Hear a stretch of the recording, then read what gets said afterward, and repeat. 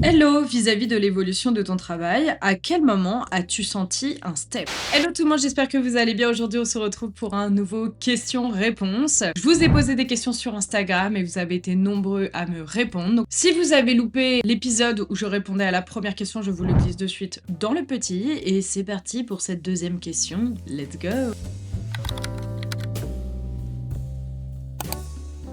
Je pense que pour répondre à cette question, il faut déjà que je resitue. J'ai commencé à apprendre le tatouage et à tatouer en 2020, sur un entre-deux Covid en gros. J'ai eu une partie que j'ai commencé quand nous étions libres comme l'air à l'époque, et après on a été cloîtrés pendant des mois.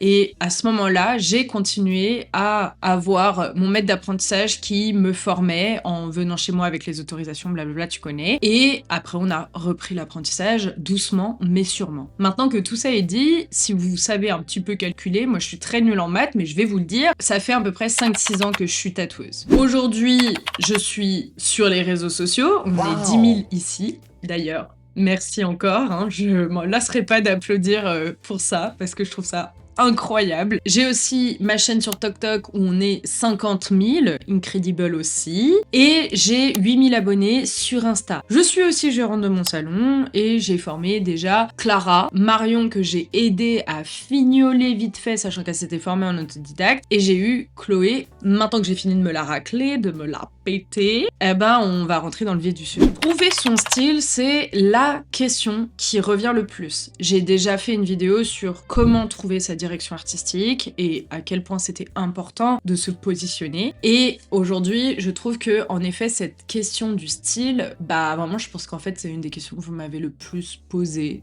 Genre, vraiment, vous me l'avez posé souvent. Je dirais qu'au début, il faut avoir une vision, un petit mood board de ce que vraiment vous aimez dans le tatouage, histoire de pas perdre de temps. L'idée, c'est que quand vous vous formez au tout début, le mieux, eh bien, c'est de partir en fonçant tout droit à travers ce mood board que vous aurez créé en analysant l'histoire du tatouage et les styles de tatouage pour gagner du temps dans le sens où vous allez apprendre ce style-là et vous imposer dans ce style-là. Et bien sûr, avec le temps, il va évoluer. On va pas se le cacher, vous allez mettre énormément de temps à le peaufiner et à vous dire enfin, ok, là, il y a un truc. Moi maintenant, ça va faire 2 ans à peu près que j'ai mon style actuel. Qu'il soit vraiment, vraiment celui que j'aime, ça va faire 1 an et demi.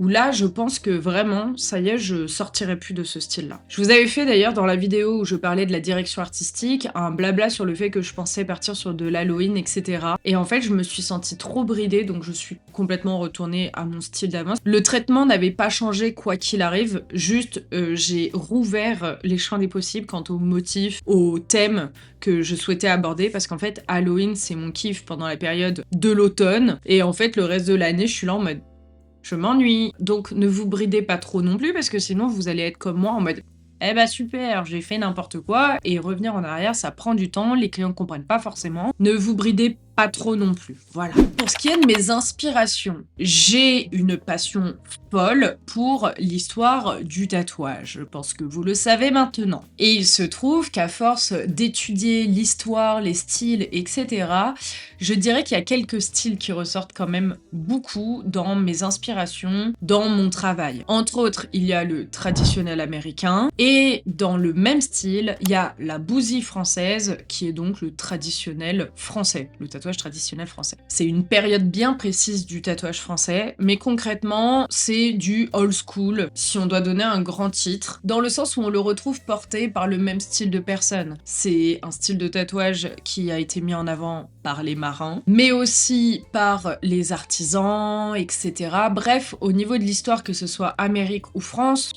ça se ressemble quand même beaucoup. Après, vous avez aussi le Chicanos qui est arrivé bien plus tard, mais qui m'inspire énormément, ne serait-ce que dans les représentations de la comédie, vous savez, ces masques que l'on peut voir parfois, ou au niveau des lettrages surtout. J'adore la calligraphie Chicanos, alors pas la grosse, mais celle plutôt un peu élancée. D'ailleurs, si vous allez sur mon Insta, en fait, même dans ma communication, sur mes stories, etc., ça revient vraiment tout le temps. Et c'est le type de lettrage que je kiffe Vraiment tatoué. Et enfin, beaucoup d'inspiration des années 2000, because c'est mon adolescence et que c'était la meilleure période ever. Je ne veux rien savoir. Non, je rigole. Tout le monde dit ça de son adolescence. Ça a fini par donner un mélange micmac, etc. avec des effets chromés, des références aussi tribales, toujours années 2000 du coup, 90, 2000 en tout cas, qui font qu'aujourd'hui j'ai mon propre style qui répond à beaucoup de codes quand même. Et à force de pianoter un petit peu partout et de faire mes recherches, je me suis rendu compte que ça rentrait dans une case bien précise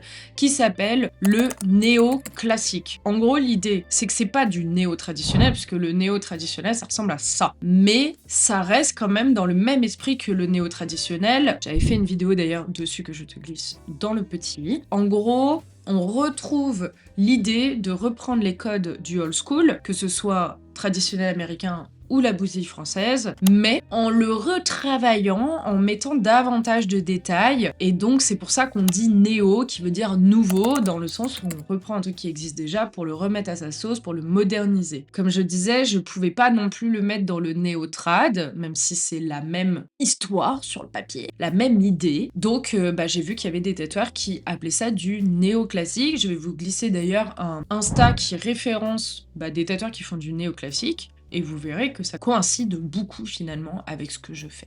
Maintenant, quand est-ce que j'ai senti qu'il y avait un pop? Comme je disais, ça fait qu'1 an et demi, mais je dirais que c'est dans l'amour de redessiner naturellement des choses. À la base, c'est arrivé parce que je me penchais vraiment sur, comme je le disais, le traditionnel américain et la bousille, et j'ai souhaité apprendre à les dessiner en mode papier. On arrête l'iPad, dessine en mode on lâche son cerveau, qu'est-ce qui me fait kiffer? Et à ce moment-là, tous les trucs revenaient, c'est-à-dire je retournais aux bases de dessiner des fleurs, dessiner des barbelés, dessiner des panthères, dessiner des hirondelles, dessiner des fers à cheval, etc. Et en fait, en recherchant, je me suis dit, mais meuf, en fait, c'est ça que t'aimes faire, c'est ça ton style. À partir du moment où j'ai arrêté de vouloir faire plaisir, ou en tout cas de croire que c'était ce qu'on attendait de moi, et que j'ai commencé à vraiment lâcher prise et me faire kiffer. Et vraiment, je souhaite à tout le monde d'avoir ce déclic-là. Et si je vous parle de tout ça, c'est parce que forcément, à partir du moment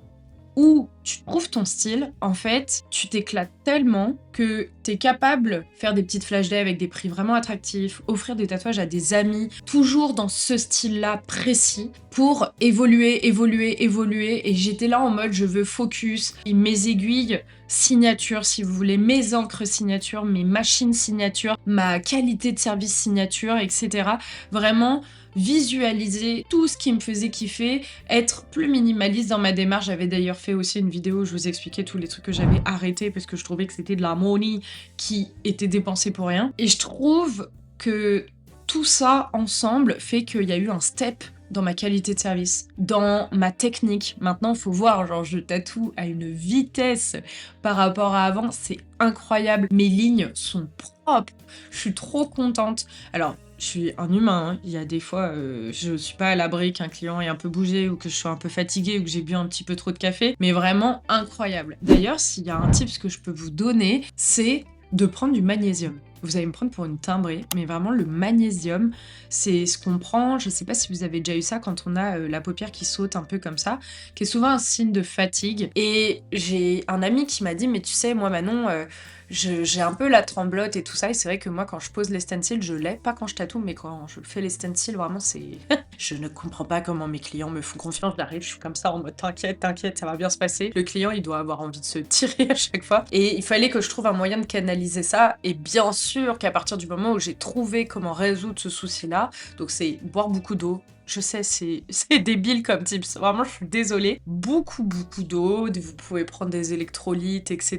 Je vous en ai déjà parlé dans des vlogs. Et prendre du magnésium tous les matins. Et depuis que je fais ça, ça me permet d'avoir une assurance plus dans le fait de tirer mes lignes. J'ai une stabilité incroyable par rapport à avant. Je suis beaucoup plus sûre. J'ai pas besoin de refocus en mode détends-toi et tout, tu vas plus trembler, t'inquiète, c'est fini.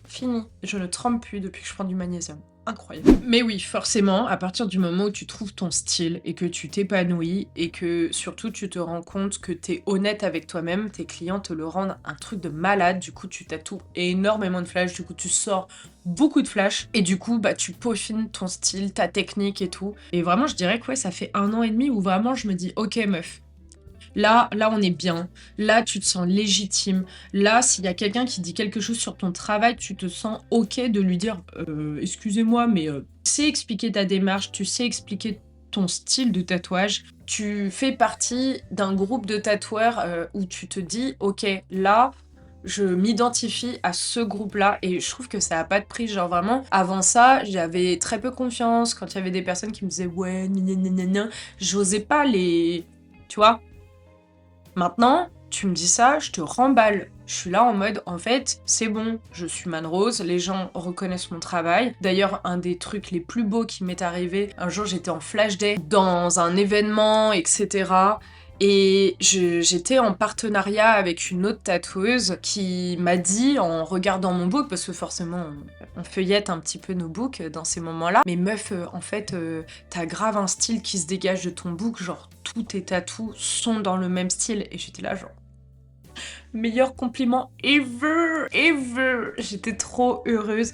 Je me dis, genre cette fierté que d'avoir des gens qui disent pouvoir reconnaître ton travail, vraiment c'est folie. Je vous souhaite de connaître ça. Vraiment c'est beau. Ça fait du bien. Après voilà, je sais que j'ai pas inventé un style. C'est un style qui existe plus ou moins, dans le sens où on reprend beaucoup les mêmes motifs, comme je le disais. Mais voilà, mes panthères, c'est mes panthères. Je veux dire, quand tu regardes des panthères old school, bien sûr qu'elles ont le même mouvement, bien sûr qu'il y a la même ADN sur le fond, puisque historiquement, ce sont des dessins, des motifs traditionnels qui font référence à une époque, à une tradition, comme je le disais. Et donc oui, forcément, on retrouve ces motifs redondants, ces motifs du coup, voilà, qui reviennent tout le temps, ces motifs que l'on vient volontiers mettre dans des patchwork. Maintenant d'ailleurs, je le dis, j'invite les gens à faire des patchwork en mode je veux faire ce style de composition. Arrêtez de vouloir forcément faire de la grosse pièce parce que vous avez l'impression que c'est ce qu'on attend de vous. C'est faux. Moi, je m'ennuie énormément à faire de la grosse pièce, donc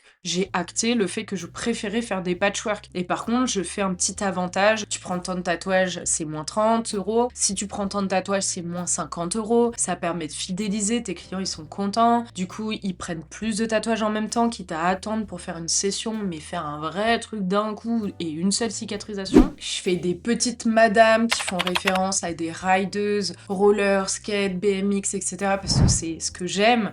J'ai mon petit vélo et tout, mon BMX, j'en fais souvent. Je voulais vraiment retrouver tout ça à travers ce que je propose à mes clients et que, en fait, il n'y ait pas une espèce de fausse Manon. Cette Manon, en fait, que je croyais qu'on attendait de moi. Personne n'attend rien de vous. Et plus vous êtes honnête avec vous-même, plus vous épanouissez, plus vous créez, plus on vous le rend, plus vos clients viennent, plus ils se reconnaissent ou non dans ce que vous faites, mais au moins, vous triez. C'est pas ce que j'aime, c'est pas grave, le mec il viendra pas se faire tatouer par vous, mais au moins il sait pourquoi s'adresser à vous. Elle fait tel type de tatouage. C'est donc elle que je choisis parce qu'elle est spécialisée là-dedans. Prenez le temps. Moi du coup, si ça fait 1 an et demi, bah faut se dire que ouais, j'ai mis plus de 4 ans et demi de on teste un peu, ça ressemble un peu à du néotrad, à du machin, du truc méchant, on teste les techniques, et puis après on trouve. Et là, ça fait genre... Vraiment, c'est vraiment cette sensation de... J'ai compris un truc. C'est incroyable comme sensation. Vous avez juste à mettre vos limites, prendre des notes sur ce que vous aimez faire ou non. Arrêtez de vous forcer. Vraiment, plus vous vous forcez et plus ça se voit et plus vous vous ennuyez, vous avez des syndromes de la page blanche. Et quand bien même ces derniers arrivent, sachez-le, c'est très très bien.